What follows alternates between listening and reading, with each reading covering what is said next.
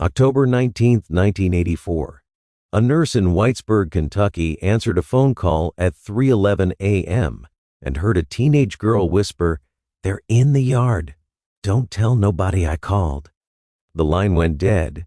By sunrise, 13 people were gone, and the hollow went quiet in a way locals still won't describe.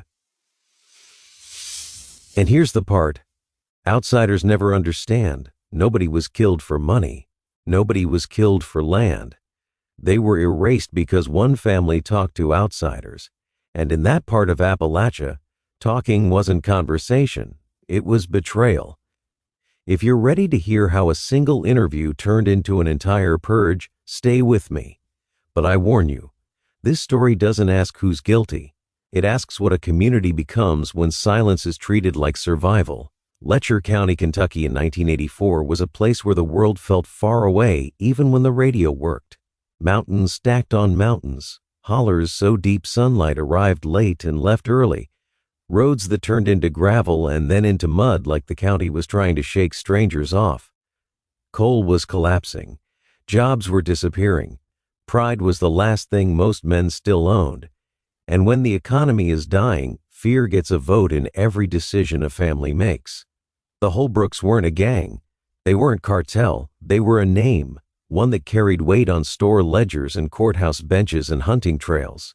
Wade Holbrook was the kind of man whose handshake ended arguments and whose stare started them. His sons grew up learning two things before they learned algebra: how to shoot straight and how to keep your mouth shut around outsiders. In their world, the mountains didn't just hide you. The mountains demanded you protect what they hid. Outsiders came through sometimes. Reporters, professors, church groups, poverty programs. They showed up with notebooks and soft voices and questions that sounded harmless until you realized what those questions really did. They brought attention. They brought law. They brought cameras. And cameras brought consequences. People who lived in those hollers had learned the hard way that outside attention never arrived with help and never left without damage. So a code formed, older than any statute, stronger than any oath in court: you don't talk. The rivals in this story weren't rivals because of a feud passed down from 1923. They were rivals because they lived close enough to compete over work, over respect, over who ran which stretch of hollow in practice, if not on paper. The Holbrooks kept things in the dark. The rival cluster, the Kellers, the Brantleys, whoever you want to name them, had been inching toward something different, cooperating with outsiders, accepting interviews, letting a man from somewhere else write down what everyone else survived by not saying. The purge didn't begin with a gunshot. It began with a rumor, small enough to laugh off if you were naive, serious enough to kill for if you weren't. It started with $200, not a fortune, not even rent money for a month. But in 1984 Appalachia, $200 could be groceries, a truck payment, or medicine. A reporter, maybe Cincinnati, maybe Lexington, the detail changes depending on who's whispering, came offering cash for stories. Not crime stories, just life stories: coal collapse, poverty, moonshine, unregistered rifles, family names. The kind of details that feel normal in a kitchen conversation until you see them typed up on paper with your hollow labeled like a target. Someone talked. Not just "yeah, times are hard," but specifics. Names, locations, who keeps what, who does what, who hates who. Maybe it wasn't even meant to be harmful. That's the tragedy. In desperate places, survival decisions don't feel like betrayal until the consequences arrive. The Holbrooks heard the rumor the same way everyone hears everything in the mountains, through cousins and gas stations and the post office, and a look that lasts half a second too long. A store clerk doesn't greet you the same.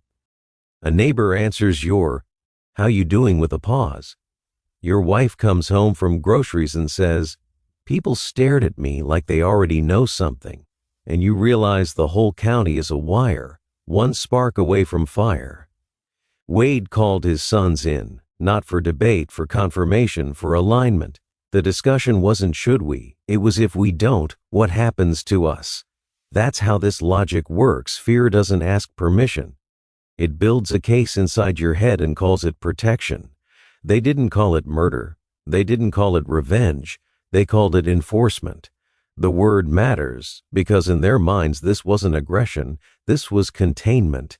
You cut out infection before it spreads. You erase the leak before it brings the flood. They watched the rival houses for days. Not like movie villains, but like hunters.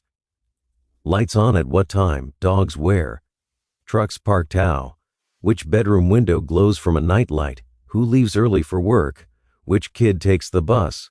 The kind of observation that feels routine when you're scouting deer season, until you realize people are the quarry. The night they chose wasn't symbolic, it was practical. New moon, dark roads, rain in the forecast. Rain washes footprints. Rain keeps neighbors inside. Rain is nature's alibi. And on that night, they didn't go as a mob, they went like a plan. Separate teams, 3 targets, 1 timing window. The entire goal was speed, hit all houses before a single survivor could run to the next and warn them. The entire goal was silence. No arguing, no negotiation, no chance for conscience to slow the hand. The cruelest part of a purge is that it requires certainty. Certainty that you're right. Certainty that you're threatened. Certainty that leaving even one witness means your own children die later. When they entered the first house, the dogs went wild. Dogs always know. In a hollow, barking carries. But the men counted on what locals count on. People don't come out at 2 a.m. to investigate barking. They roll over. They pretend they didn't hear. They choose survival. Doors cracked. Flashlights cut the darkness. A hallway nightlight turned into a silhouette machine. The first adult woke up just fast enough to understand. That's the detail that breaks you if you think too long about it. Most victims don't die in sleep.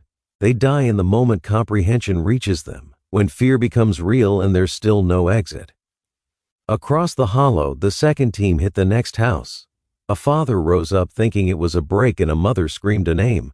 A child cried out because kids always cry out. The third team reached the last house and found the family barricaded behind a bathroom door, a mother using her body like a wall because that's what mothers do when there's no weapon and nowhere to run. This is where the story stops being about rivals, because if you erase whole households, you are no longer punishing betrayal, you're preventing testimony, you're deleting witnesses. And that means you aren't targeting the guilty, you're targeting the future where someone might speak. 13 people were gone before the valley fully woke, and then the hollow returned to what it always was. Wind, creek water, and silence so heavy it feels deliberate. By morning, a bus driver waited at the stop and shrugged when the kids didn't appear. A boss called because a man didn't show for work. A relative drove up the road, saw a door open, felt the wrongness, and turned back because instinct sometimes arrives before courage. Then the sheriff got the call. Then state police. Then maybe the FBI. Because 13 deaths makes noise even in places that worship quiet. Investigators did what investigators always do, count shell casings, photograph footprints, ask neighbors what they heard, ask store owners what was said, look for the weapon signatures, look for a witness brave enough to name a name. And in a place built on don't talk, that witness doesn't exist. Because in Appalachia, the fear isn't just the killers might come for me, it's deeper. It's communal. Testifying doesn't just risk you. It risks your parents, your kids, your neighbors who didn't ask to be involved but will be punished anyway if someone thinks they cooperated. That's how silence becomes a system. The county fractures after something like this, not with riots, with avoidance. People stop visiting, stop marrying across certain names, stop standing too close in church. The grocery store becomes a map of alliances. The post office becomes a radar station. Everyone watches everyone, and no one says why. And then the case becomes what so many Appalachian cases become, unsolved on paper, known in whispers.